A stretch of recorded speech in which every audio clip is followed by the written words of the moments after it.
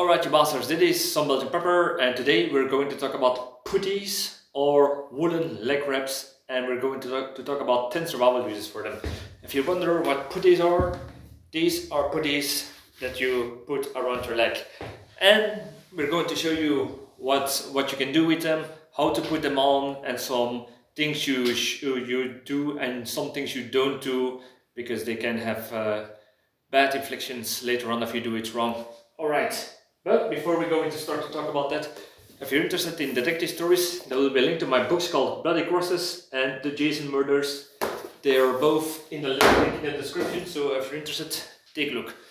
Alright, so the story about these puttees are, as you know, I'm a big history buff, and I'm always like to look up why people did certain things. And while I was searching for a way to relieve my shin splints, because I've been training a lot in the gym lately and I forced my shin splints, my shins, so to say, and yeah, I got shin splints now. So I was looking up about how to relieve it, and yeah, I found something in history that is called puttees or leg wraps.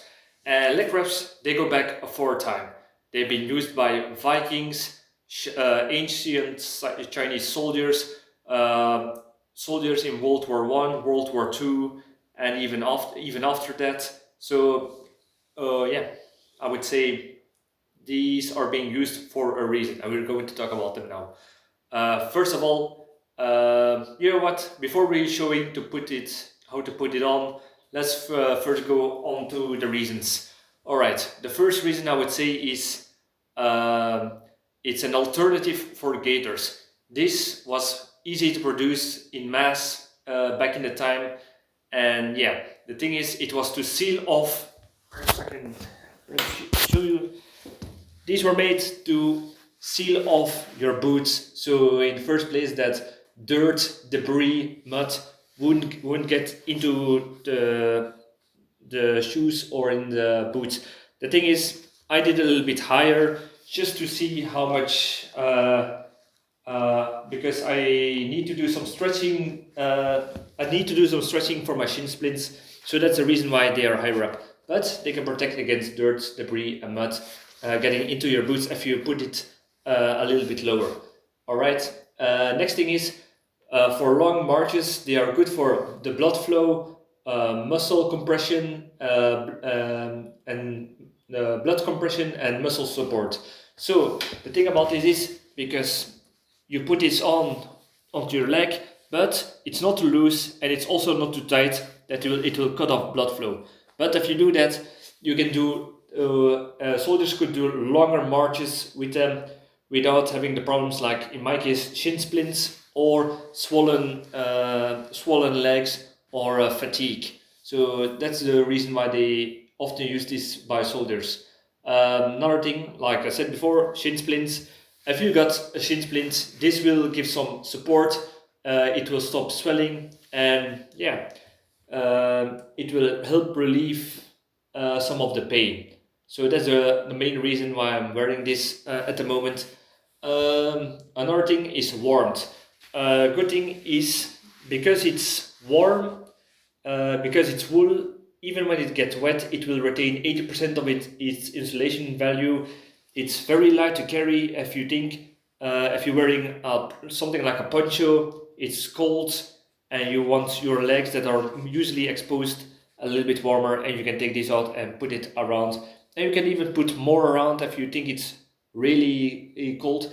But the problem is, be carefully, because if this gets wet in freezing temperatures, so anything below 0 degrees Celsius, and it gets wet, it will absorb the moisture, and it will, because it's so close to your skin beneath it will get a risk of freezing. So that's something that that is very good against cold, but not in freezing temperatures, I would say. So everything below 0 degrees Celsius is, you should wear a gaiter or something around it that is waterproof, I would say. And that is also, again, the thing that could help, because when it's not freezing, when it's just regular cold and it gets cold. Like I said, it retains 80% of its insulation value, and if your pants or socks get wet, the good thing is while you're walking, it can dry out the moisture it will pick up, and while walking around, it will dampen. But yet again, it can collect water if you walk through long grass. And what you can do is, after you finish walking through long grass, you can take it off and you can squeeze it into a container, and you get water that way from walking in long grass with and taking up the dew. That's one thing. Another thing that you can do with it. Another thing is they use it for protection against thorns, barbed wire, and small animals that might, like small rats that try to scratch or bite. Gives a little bit protection against, but not too much. The most thing I would say is that it can deflect thorns, and it also narrows your the leggings of your pants down, that you will not have loose materials lurking around that could be caught on barbed wire or thorns. So that's more the protection, I think, than actually getting it into your skin. For thorns, small thorns, it's alright. Walking through stinging nettles, alright. But with big pins of razor wire or barbed wire, I would say a little bit protection, but yeah, it's better than nothing, I would say. Another thing is tick prevention. If you're walking through long grass, tick might catch on and it will try to try to get onto your skin. But this will give a lot of protection that the tick will not get a bite on and not get into your boots again, or walking beneath it.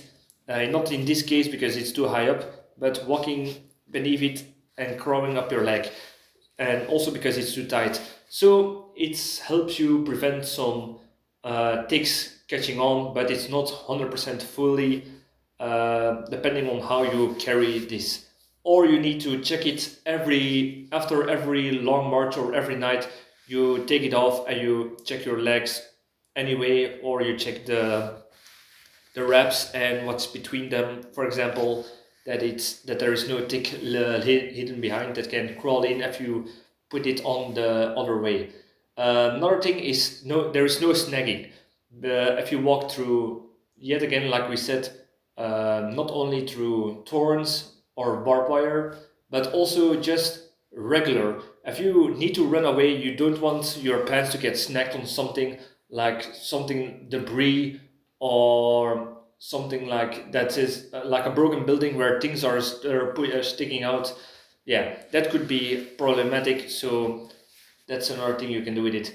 Another thing is you can use it as an improvised tourniquet or bandage. So just like a heavy duty bandage, you can perhaps take something like clean cloth, handkerchief, put it on the wound, and you can use this as a sort of as applying as applying it as a sort of bandages that you can tie it on, because as you can see, I don't know if you can see it, but it's a little bit, there is a little bit of elasticity even though it's wool. So yeah, that could be very handy. And also, if you want to use it as a tourniquet, you can take it long out, roll it up a little bit, and then use it as improvised tourniquet. Put something like a stick or a pen between it and turn it around, and that way you can stop bleeding from on limbs or your legs. So that way you always have two tourniquets, improvised tourniquets or bandages with you. They will not be the cleanest, but stopping the bleeding is more important than dealing with the infection later, I would say. If there is still professional help, always try to find a better way, but it's more of an improvised way, especially if you're with more people around. Another thing, yeah, water collection I already talked about.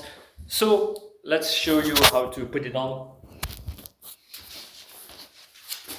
You know what, I'm gonna take this off to show you on a clean leg how to do it.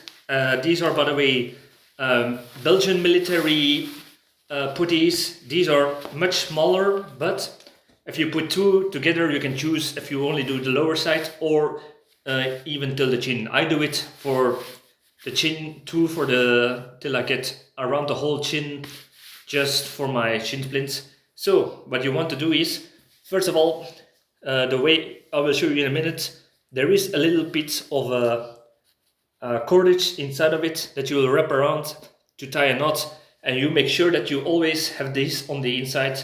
So you take your, usually you can do it like this, but I prefer it a little bit higher so you can have a little bit more mobility with my shin splints. But you take it, and what you do is you either do it on the inside, a little corner inside, so you get a little bit more pressure, and you always take 50% of the previous wrap, and you go up.